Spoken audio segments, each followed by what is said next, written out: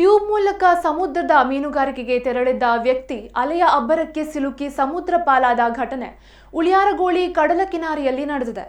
Uliyaragoli yard ಬಳಿಯ ನಿವಾಸಿ ಸಂತೋಷ್ ಮೀನುಗಾರಿಕೆಗೆ ತೆರಳಿ ನಾಪತ್ತೆಯಾಗಿರುವ ವ್ಯಕ್ತಿ. ಸಾಂಪ್ರದಾಯಿಕ ರೀತಿಯಲ್ಲಿ ಬಲೆ ಬೀಸಿ ಮೀನುಗಾರಿಕೆ ನಡೆಸುತ್ತಿದ್ದ ಸಂತೋಷ್ ಸಂಜೆ 5 ಗಂಟೆಯ ವೇಳೆಗೆ ಟ್ಯೂಬ್ ಧರಿಸಿಕೊಂಡು ಮೀನುಗಾರಿಕೆಗೆ ತೆರಳಿದ್ದು, ಬಲೆ ಬೀಸಿ ವಾಪಸ್ಸಾಗುತ್ತಿರುವಾಗ ಈ ಘಟನೆ ಸಂಭವಿಸಿದೆ. ಮಲ್ಪೆಯ ಮುಳುಗು ತಜ್ಞ ಈಶ್ವರ್ ಮಲ್ಪೆ ಮತ್ತು ಸಂಗಡಿಗರು ಸಮುದ್ರದಲ್ಲಿ ಮುಳುಗಿರುವ ವ್ಯಕ್ತಿಗಾಗಿ ಶೋಧ ಕಾರ್ಯ ನಡೆಸಿದ್ದು, ರಾತ್ರಿಯವರೆಗೂ ಪತ್ತೆಯಾಗಿಲ್ಲ ಎಂದು ತಿಳಿದು ಬಂದಿದೆ.